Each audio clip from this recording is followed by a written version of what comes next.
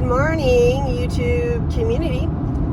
I am driving south from our farm and the creamery down to Colfax, Washington. It's about an hour south of Spokane, 2 hours from Chewelah, Washington. We're delivering milk. And I thought it would be a good time to talk to you about my comedy life. All right, I have called this video Virginia's Got Some Talent, and here is the story behind that. As you know, we had a talent competition here in Chewelah called Chewelah's Got Talent, which is kind of like America's Got Talent, where you audition and then you have a live show and then they choose somebody and they get a little money, and it's just really fun for our local community. I went and auditioned. I thought there were 2 auditions, so I split my routine into 2 short 3-minute bits, and I did my first audition, and then I thought I had to wait for a callback for a second audition, but I was wrong. They basically had 2 auditions, and then after that they called me, and I know the guy, and so I don't think he was just being nice, but he was like, oh, you know, we liked your routine. It was a little short and we had a lot of people, you know, audition, and you just missed the cut. And so I was like, oh, okay. But I was really proud of it because it was the first time I'd actually gotten up in front of anybody to do a routine, and it was the first time I used a microphone, and it was good. So I'm going to share with you now part of that routine while I'm driving, because you know, that's safe. It's actually a pretty straight road here. All right, so here we go. Like, hi, I'm Virginia, I'm a dairy farmer, and I get asked all the time, how did you become a dairy farmer? And I wish I had this really great, grandiose story about how I grew up on a farm and I always knew I was gonna milk cows, but that is not the case. In fact, I like to tell people I did everything I think in my life to not be a dairy farmer. So I was born in North Carolina and raised in a fishing family.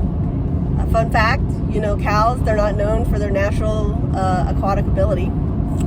And then I went on to college and I got a degree in Latin, which is the pyramid scheme of college degrees, because they just teach it to get more people to get Latin degrees.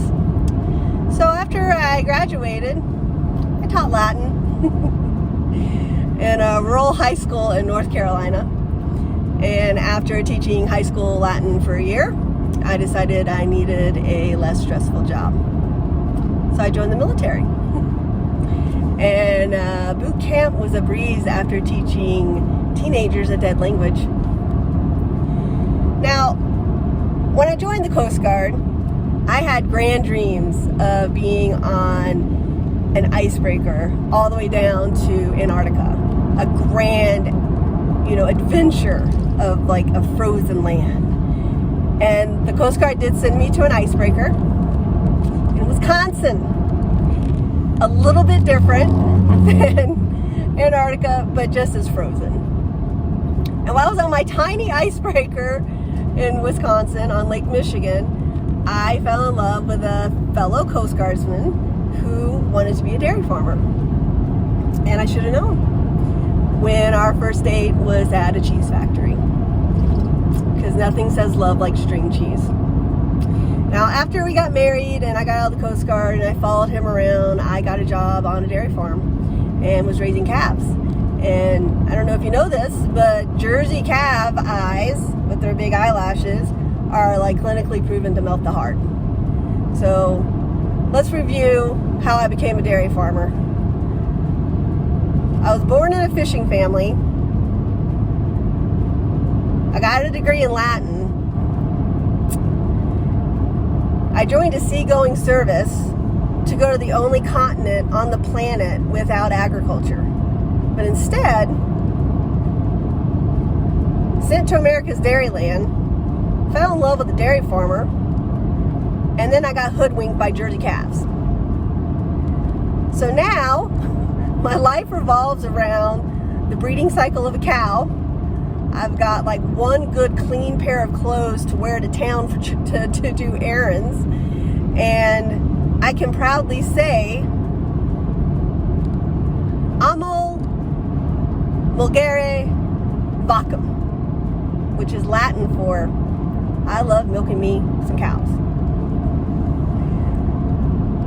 But actually, that's not quite right. I was a little off. I'm a little rusty. It should actually be amo, I love, the verb, first person transitive. Mulgari, the infinitive of the verb to milk. But vacum, that was the accusative singular, which would mean I like to milk one cow, and I like to milk more than one cow. So it really should be vaquez. So amo mulgari vaquez. Cha-ching! My degree just paid for itself. So that was, I'm gonna pause here. That was my first bit that I did, but then I was gonna go on, and this is the second bit that I didn't actually perform. I should probably stay on the road. Okay, so since I became a dairy farmer, my relationship to clothing has radically changed.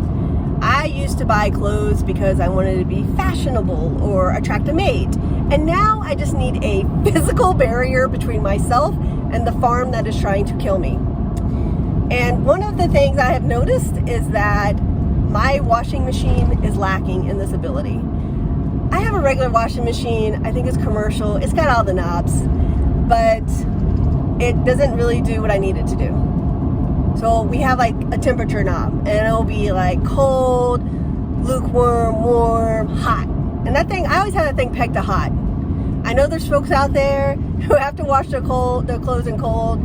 I am not worried about the color fastness of my clothing because it will not last that long. And then there is a soil. It's like light, medium, heavy soil. Always pegged to heavy. You know, I find that that's not descriptive enough. I could use a different type of knob. And then there are different types of cycles, like normal. What the heck is normal? I'm pretty sure my normal on my farm is not the same as normal for somebody who works in a cubicle in the city. I don't think one of those folks has ever had to look on their clothes and ask themselves, what kind of poop is that?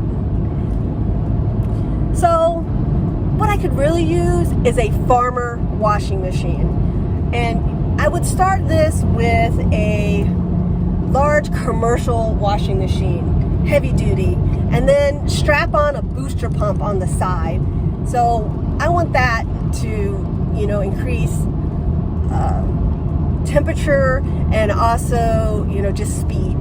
When my washing machine goes into spin cycle, I want to think, is that high-pitched whine my washing machine, or is that Life Flight? Which, if you don't know, is a helicopter that flies out to rural areas and picks you up and takes you to the emergency room if it's really bad.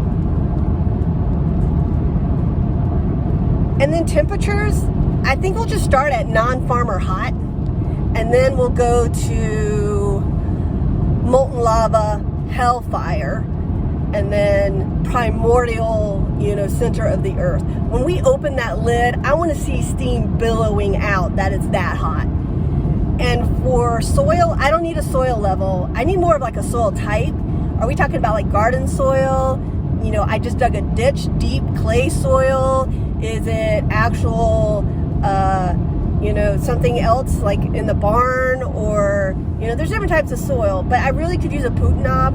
I would like a knob that I could be like, oh, this is chicken poop, this was horse poop, cow poop, all the poop, just all the poop.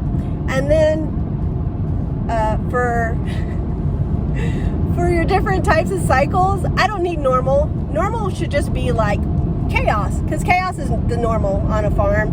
And then, you know, we could go to other different things like, you know, calving season, gardening, any dirt type of work. So, you know, digging a ditch, digging a trench, your clothes are going to need a different level of clean on that day. And then finally, let's see, there could be a time where you think to yourself, do I wash these clothes or burn them? So we need something for that. I'm thinking one of those switches like you see on a nuclear submarine where, you know, it's got like a special protective cover that you have to like flip up, and then, you know, in lieu of burning, you flip that on. It pegs all of your cycles and everything to the most extreme level, and you put your clothes in and it washes them. And it has a sensor inside that if it doesn't get clean, it will just automatically incinerate them. So, you know, you don't have to deal with them.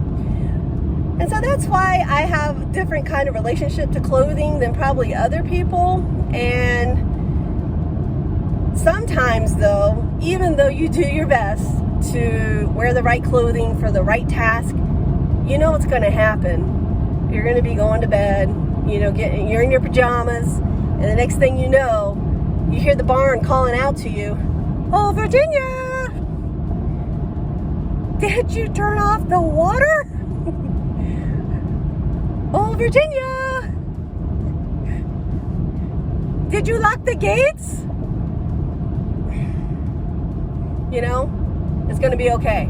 I'm just going to put on my boots with my pajamas on. I'm going to run out. I'll be right back. 30 minutes later, I get back to the house.